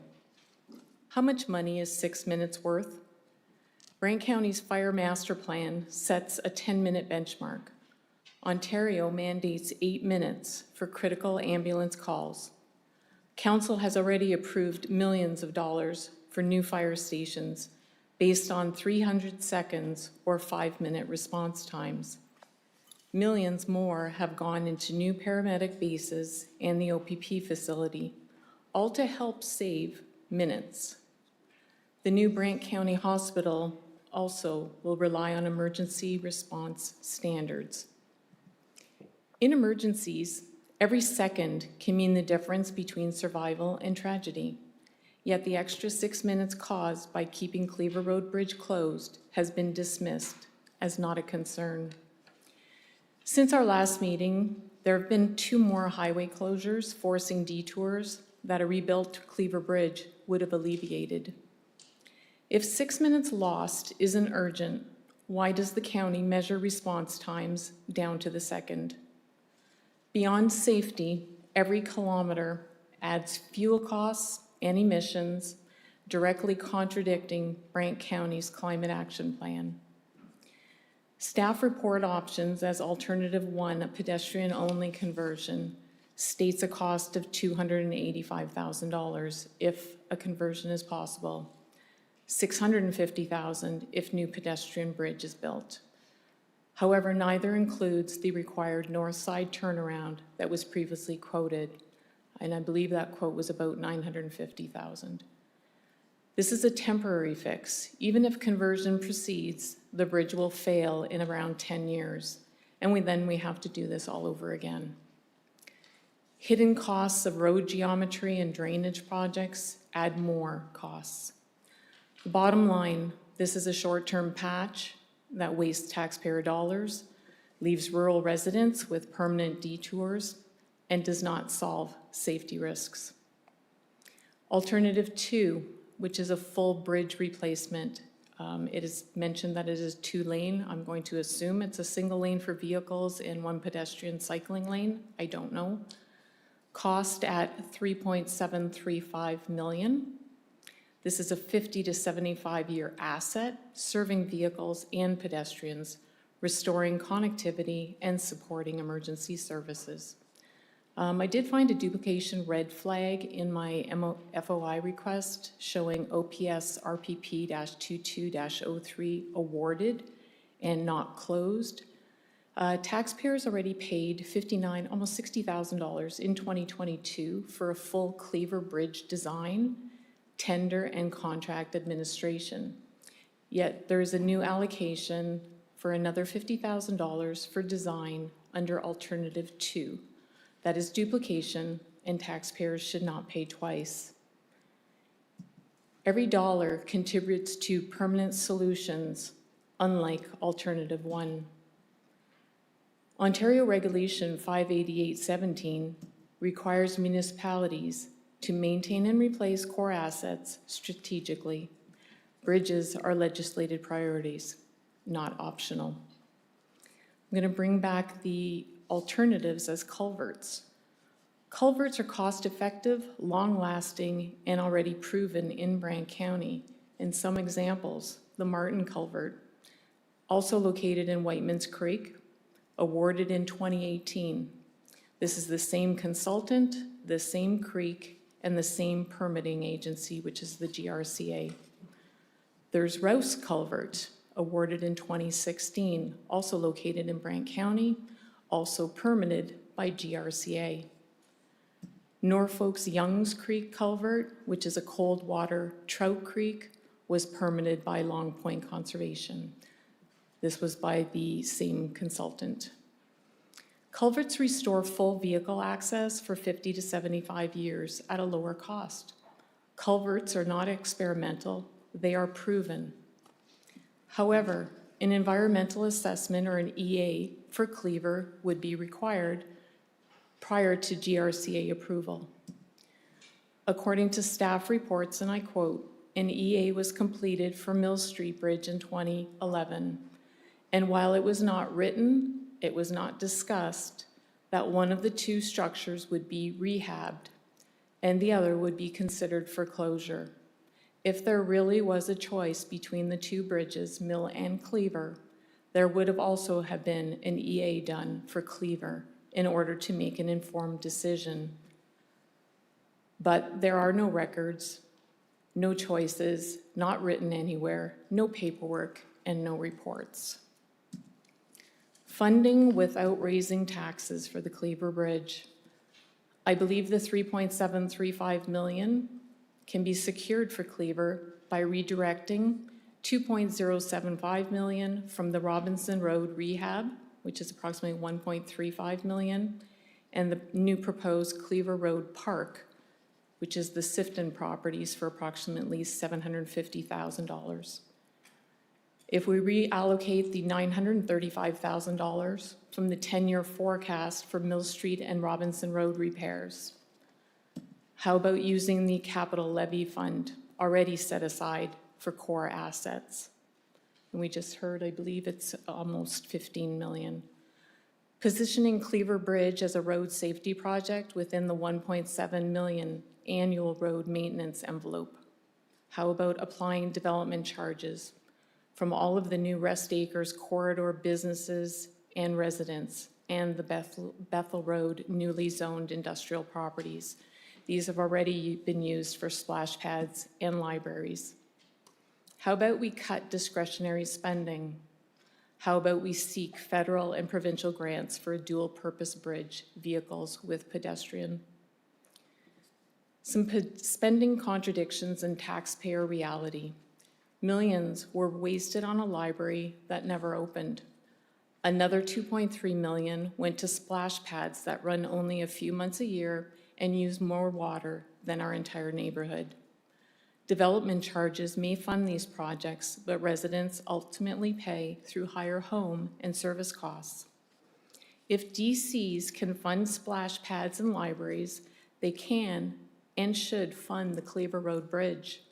Safe, reliable access is essential growth-related infrastructure. The real issue isn't which envelope the money comes from, it's whether council prioritizes discretionary amenities over essential infrastructure. When millions can be lost to a library or diverted to splash pads, those same funds could have built the Cleaver Road Bridge. Why fix roads all around Cleaver instead of simply rebuilding the bridge for vehicles? Why ignore proven culvert solutions? Why even contemplate investing in temporary pedestrian conversions instead of long-term infrastructure? Who is verifying these staff reports and ensuring accountability? Council should take on that responsibility. In my Freedom of Information request regarding the Cleaver Road Bridge survey, the results revealed that public engagement was biased and did not reflect the true voice of residents. The majority of residents supported a vehicle bridge, period. Councilors themselves campaigned in the last election on the importance and promise of listening to residents. That promise cannot be forgotten once the votes are counted. Council must ensure these voices are not only heard, but actively engaged in decision-making. Rosemary, the next delegate, will speak more on this. In closing, rebuilding Cleaver Road Bridge to vehicles is not a luxury to us, it is a necessity. It isn't just about fixing a road, it is about leveraging Brant County's future growth, protecting rural access, and investing wisely. Alternative one is temporary, a patch with hidden costs that fails rural residents, and with considerations of even longer emergency reroutes of 12.7 kilometers via Bethel, Bishopsgate, and Colburn. Alternative two is a permanent, fiscally responsible investment that restores safety, accountability, and was a proven emergency reroute for highway closures for a century. It aligns with the majority of our community, Brant County's values, the asset management plan, and ensures safety for decades. We urge council to include a vehicle bridge in the 2026 capital budget. Each of you can vote to ensure this happens. Thank you. Thank you. Council, any questions to the presenter? Councillor Miller? Just maybe through you to the clerk, there's a bunch of data Andrea presented. Are we able to get a copy of that for the meeting in 2 weeks? Through your worship, yes, I can have that circulated to council. Yeah, or does it form part of the Yeah. Any other questions? minutes? Does staff want to comment on anything that's been said? David? Allison? Thank you, Your Worship. I believe there's been some questioning of the integrity of data put forward from staff, so I would appreciate the opportunity for staff to respond. Sure, and through your worship, so I just want to talk a little bit about what the delegation said about the 2022 report. And really, it comes down to how we assess and plan our bridge projects. So in Ontario, we are regulated to inspect our bridges every 2 years. And as part of that report, depending on the age of the bridge and its lifespan, Cleaver Road was recommended to have annual inspections, as were a number of other bridges within the county. And they're visual inspections, or they need to be within arm's reach of each major bridge component. And they will take a hammer and hammer on concrete, see if it spalls off, they'll make an assessment, and then they recommend a lifespan for rehabilitations and something called an enhanced assessment. So that's when we really scope these projects, and that was what was awarded in 2022 under the assumption that the results found in the OSIM inspections were accurate. And what they found is they went in and did concrete corings, other work that they do, they x-ray decks to determine corrosion in steel members, et cetera. And then that forms our capital program. So the results of that report were worse than we had anticipated, which led us to where we are today. The other thing that I would mention is the closure of the Cleaver Road Bridge and the upgrades to the road network in the surrounding area are not interrelated. Did the closure allow us to reprioritize those upgrades to the roads? Yes. Were they required? No. And I just want to touch a little bit on the staff recommendation.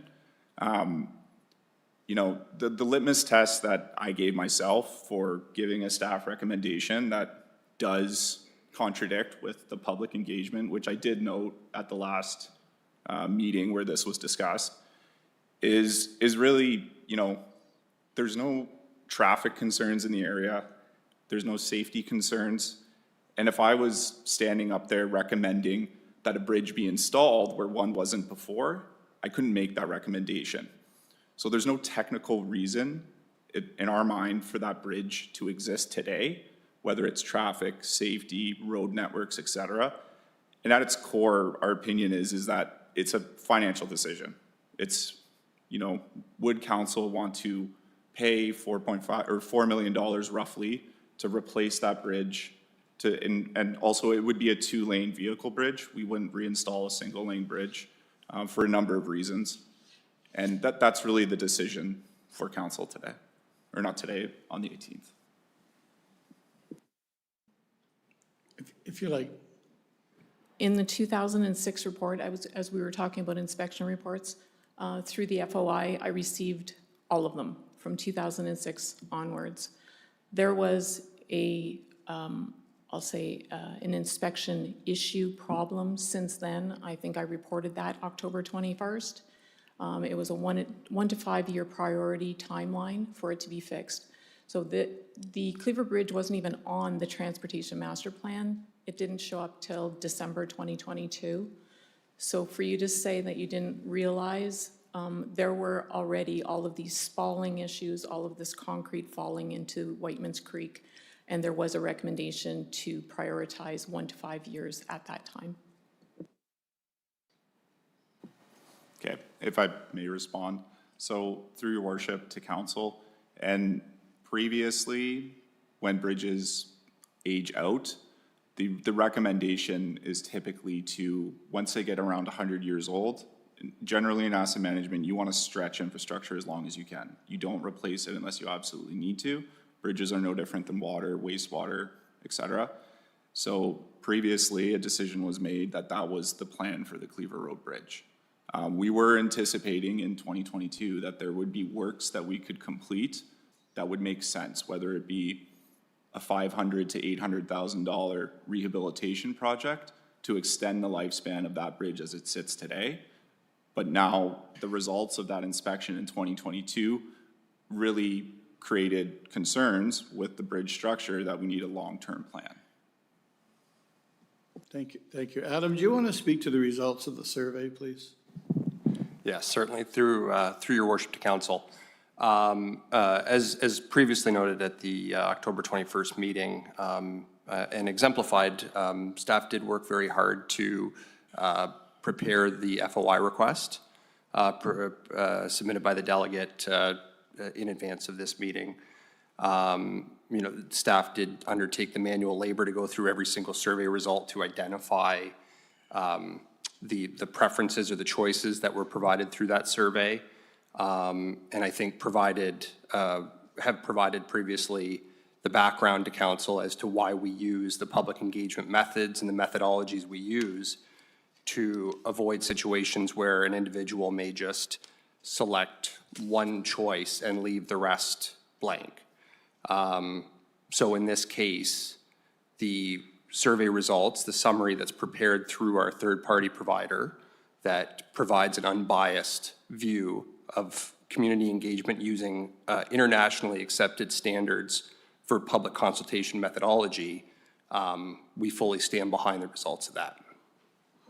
And I'll talk through the chair as well. Then why didn't you do it in this survey? There were no average rates for this past survey. It all of a sudden changed and it went to percentages, if you feel that way.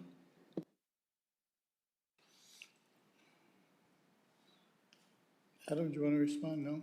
Okay. All right, well, thank you, Andrea. Just my only thing that I want to say to you, and it's really nothing about a bridge at all, it's the final page of your submission here where you said, and finally in today's mail I got not one but 2 calendars, one from the city of Brantford and one from the county of Brant, and how much did this cost me as a taxpayer? I don't know why you did that. It shows that you're questioning the way we spend money. I don't know really why you did that, because it just took, to me, it took all your credibility away when you got so petty at the last and kind of mean-spirited when you didn't need to. So with that being said, thank you.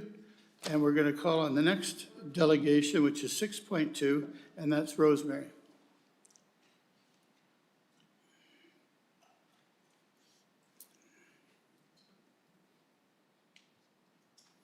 And just your name and your address, please, for the clerk. My name is Rosemary Prohaska. I live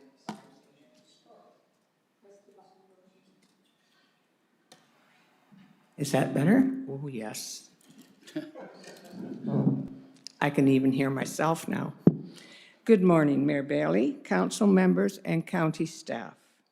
My name, as I've told you, is Rosemary Prohaska, and I'm here on behalf of my husband, John, and myself. Once again, I am addressing the Cleaver Road Bridge situation, hoping to bring you a better understanding of why this community link should be rebuilt and reopened for vehicle traffic. To begin, I want to thank the council members who have supported the community in our bid to rebuild and reopen this bridge to vehicle traffic. Your support gives us hope that our community concerns do not fall on deaf ears. Clearly, we continue to give this issue a tremendous amount of effort. A bridge, an important community link for which the county years ago had budgeted its much-needed repairs. But those repairs were never done. Instead, we can only assume that the budgeted funds were diverted elsewhere, a robbed Peter to pay Paul situation. As stated in the Ontario Municipal Councillor Act, quote, "The role of council is to represent the public and to consider the well-being and interests of the municipality, to advocate for your constituents' needs," end of quote. You, as councillors, must consider the need of the entire municipality, not only the needs of the ward that you represent. You, collectively, as our councillors, have the power, authority, and responsibility to respond to safety first. The safety concerns that come with closing the bridge to vehicle traffic have been talked about ad nauseum in this room.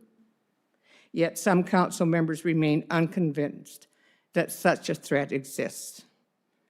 When you intentionally cut off a roadway in and out of our community, it has to affect travel and response times. According to your council minutes, closing the Cleaver Road Bridge delays travel and response time by 6 minutes. And I am sure that 6 minutes is calculated in perfect weather conditions. No heavy snow, no ice, no fog, etc. If I stood here and forced any one of you in dire need of help to wait an additional 6 minutes of response time before being assisted, that can be a life changer. Remember the meeting at the Airport Community Center this spring regarding the Cleaver Road Bridge? That is where the Cleaver Road Bridge Survey was first introduced. A Freedom of Information request shows the facts. 118 respondents in total. 108 respondents answered 2 very important questions that were at the heart of the matter. 70 respondents of the 108 indicated maintaining vehicle passage on the bridge as their number 1 option. Only 19 of the 108 respondents indicated that pedestrian passage was their number 1 option. 70 to 19, that's not even close. Furthermore, 77 out of the 108 people said they wanted to rebuild or rehab the bridge to vehicle traffic, and only 21 out of the 108 to build or convert the Cleaver Bridge to pedestrians or bicycles.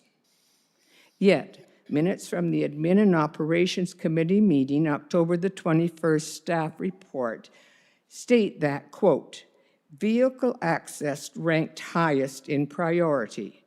Pedestrian passage was a very close second. Pedestrian connectivity as a key priority," unquote. Those numbers aren't even close. That statement is biased and does not reflect the reality of the community survey results. So the suggestion in the staff report that the Cleaver Road Bridge Survey results, quote, "revealed a divided community. Some residents favor restoring vehicle access while others support pedestrian use only," unquote, is not factual. This is not what the numbers showed. The statistics speak for themselves. We are not divided. This report is misleading at best. It is clear that the area residents want the Cleaver Road Bridge open to vehicle traffic. In addition, minutes from the October 21st meeting state as follows, quote, multiple residents expressed frustration over perceived inequalities, something we've just heard discussed here this morning, believing the area is neglected in favor of more urban parts of the county, example, Paris and St. George, a strong desire for transparency and balance, unquote. The staff report also stated, quote, survey respondents showed clear preference for investing in long-term high-value infrastructure, with new vehicular and pedestrian bridge ranked highest, unquote. Never in the survey results was a pedestrian bridge a clear preference or ranked highest, as I have already pointed out to you. What was the point of the survey if the results don't matter? If that's the case, the survey was a waste of time, energy, and taxpayers' money. Staff and councillors can't disregard the results from the public input. As far as I know, area residents were never asked as part of the Cleaver Road survey about repairs to Mill Street and Robinson Road. Yet repair investments have suddenly appeared, quote, as required, unquote, in the current proposed staff recommendation to be completed in 2026 at a cost of $935,000. Quote, this is regardless of the outcome of the Cleaver Road Bridge, unquote. Suddenly, these new repairs are being presented as urgent and being brought forward in the 10-year plan. Yet rebuilding and reopening the Cleaver Road Bridge to vehicle traffic still does not merit budgetary consideration. We don't begrudge these funds towards the repairs, but not at the expense of the Cleaver Road Bridge being built and reopened to vehicle traffic. Those repairs to Robinson Road and Mill Street are merely a smokescreen to distract us from the real issue, a Band-Aid put on the festering wound of closing the Cleaver Road Bridge to vehicle traffic. We have never asked for a bridge like the Burlington Skyway, not even one like the Mill Street Bridge. We would be happy with a simple, cost-effective bridge that allows movements of vehicles and pedestrians across the creek. This dual-purpose bridge, vehicle and pedestrian option, was never offered as a feasible solution. As I come to my closing remarks, we are asking Council to include the replacement and reopening of the Cleaver Road Bridge to vehicles in this budget. We ask all of you, regardless of your ward, to honor your responsibility to the whole of the community. We ask you to have eyes that see the needs of our community, ears that hear the wishes of our community, and the will to do what is right. Your vote to include the rebuilding of the Cleaver Road Bridge for vehicles in the 2026 budget will be your legacy. Thank you. Thank you very much. Does council have any questions to the presenter? I can only tell you that we get all kinds of people saying, please do not open the Cleaver Bridge. I got at 9:30 last night, sorry, 10:30 last night, someone who pleads with me, I'm writing this to urge you to vote in favor of leaving the Cleaver Bridge closed. So you people have taken a vocal stance on what you want, and I understand that. And when I thought the emergency vehicles were going up there, and I thought that would be very unsafe, and I had sympathy for you. But you have to understand there's a whole different group of people in your neighborhood who represent other addresses which are very close to the bridge that don't want it open. So please know that you don't represent everyone. You really, truly don't. And it doesn't It doesn't need a comment because it's right here. I thought the clerk would give everyone around the table a copy of it, but they didn't because it came in so late last night. But it has 4 or 5 paragraphs as to why it shouldn't be opened, and they're all very valid. So just know that you're not the only people that live near the Cleaver Bridge, and not everyone is thinking the same way as you. And I know that our emergency services have taken a bit of offense to some of the things you're suggesting could happen when it's not even on their radar to go down that road. So there's been all kinds of funny messages, and I did come over to your side for a minute, thinking that, you know, if it's going to be dangerous, I mean, a mayor cannot hear that it's a dangerous route to take an ambulance or a fire truck to, and people could die or be hurt or not make it. We know the wait times for heart attacks and things. And I had compassion for your entire argument. And then I find out from the same people that they don't go down your road anyway, so, the road that you're talking about anyway. So with that, if there's no other questions from council, I just need a motion to receive as information, both the delegations, Councillor House, Councillor Pierce. Any other questions? Councillor Miller? Again, I'm looking at the amended PDF we got for today. I see Andrea's presentations there. So I didn't see it before today. Is it possible to get Rosemary's comments included as well? Yeah. Okay. Yeah, the clerk says they'll be available to you. And I'll make sure that you get a copy of this too.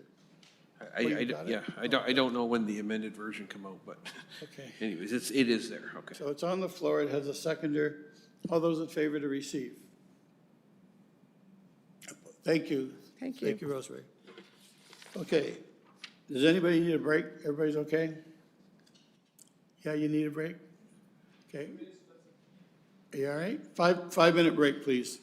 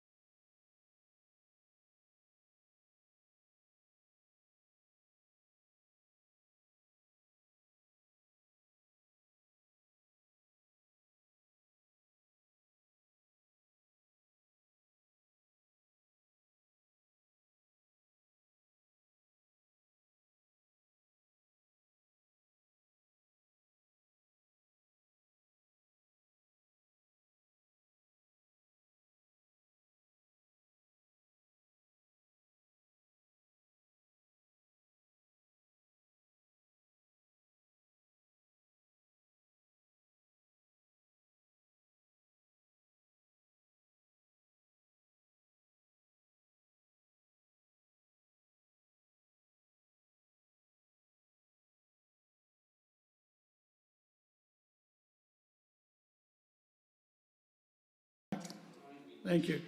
Okay, we're back from our little 5-minute break, and we are now going on to number 7.1, which is the staff report. Heather Boyd is going to come back up for the rest of her presentation.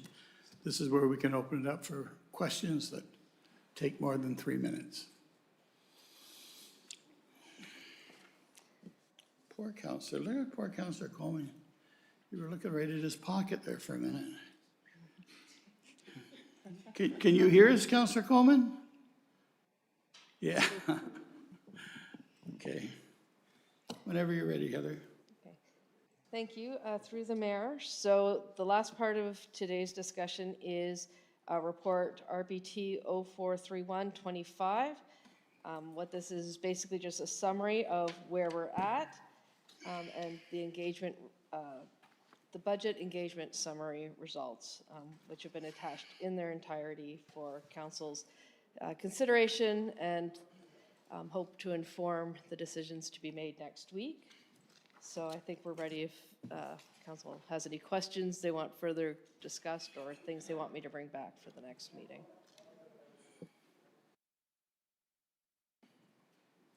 Questions? I know it's a lot. No questions for Heather? We really didn't need the break then, did we? No, really no questions for Heather? You have nothing more to say? No, not at this point. There's a recommendation just to receive the public engagement results and to move forward to the next meeting. All right, well, I'm sorry that I cut everyone off before then, because I thought we would have more discussion after the delegations were gone, but I read that one wrong. So anyway, I just need someone then to put it on the floor to move it as information. Seeking a seconder, Councillor Kyle. Any other questions? Councillor Pierce. Thanks, Mr. Mayor, through you. And yeah, it's good to, like, with the survey results down here, I'm just curious, like, you know, when it talks about, you know, 51% satisfied, 10% not satisfied, is there any way, and I don't want to, like, I want to circle back and just compliment staff on all the information for today. There's so much information that you guys have put together here that's going to allow us to go forward, and I appreciate that. So I don't want to add any more on there, but I'm wondering, is there any way to understand, when you have a survey, not everybody fills out or comments on each section of it. So if we make a statement of just the page I'm on here, for tourism special events, 51% satisfied, 10% unsatisfied. Is there any way to indicate, without too much work, what the total number of respondents were for that particular question? Like, you know, hypothetically, is it 100 or is it 5? And again, I don't want to add a lot of work to it, but just having the percentages there is fine. But I'm just curious as to, you know, hypothetically, again, if there was 100 people answered the survey, did they answer every question, or did, you know, 80 people answer this question and only 20 this one? Through the mayor, so I don't know all the workings of our Engage Brand platform, but there are sections that do speak to how many people responded, so I will check and see if I can. Okay, again, I don't want to throw more work on it, but it would be interesting to know, because, and I guess we're all the same, and, you know, you get some surveys where you know, it's non-applicable, or you just don't answer that particular question. So I'm curious, you know, overall, was the respondents good? Yep, not bad, but did everybody Looking answer through some of the aggregate, like, actual survey responses coming in, most people at least filled out those choose kind of sections. It's the comments that were less, you know, not everybody filled those pieces out, but I can look into that. Okay, again, it's not crucial or anything like that, but it'd be interesting to know. Thank you. Councillor Bell? Yeah, thank you, Mr. Mayor. And like other councillors, I want to compliment staff for doing a fabulous job. In the break, I was asking Heather if we could get a link to her 213-page report, which I'd like to share on Facebook, because there are a lot of people in this community that think we can't plan. And that is far from the truth. We have a tremendous group of people dedicated to delivering on behalf of the community. And I'd like to just set the little challenge. If anybody thinks they can do better, well, read it and tell me what you don't think is correct. But by the by, to the report, we had 185 respondents, I think, to the survey, which, if my maths are correct, is less than 1% of the population. And, you know, we have to be thoughtful about how we take input. And, you know, when Rosemary was speaking earlier, she was talking about we have to respond to public input. But public input is one part of the input that we have to consider as we move forward in directing where this community goes to. Take the bridge, and we have to think about the technical aspects. We have to think about emergency services issues. We have to think about finances. So, you know, I applaud people that do follow through and give us their opinion, but it's not a given that if they say, this is my opinion, that we take it on board. And that's a message I've tried to pass out to the community on a number of occasions, not always readily received, but you know, I do appreciate the comments that have been made. I think there's some very confirming statements in there around the hospital, for example. But there's a general sense, if you read the totality of it, people would like more, but they want to pay less.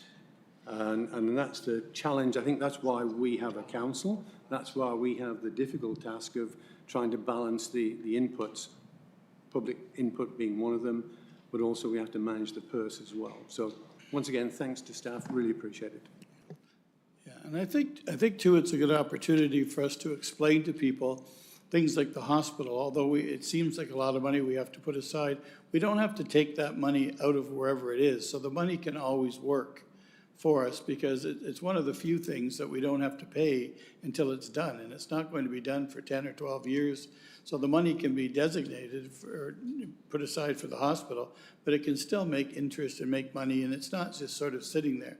Where other things, like the John Noble Home, where we need draws, as we need money, we need draws, we have to pay as we play.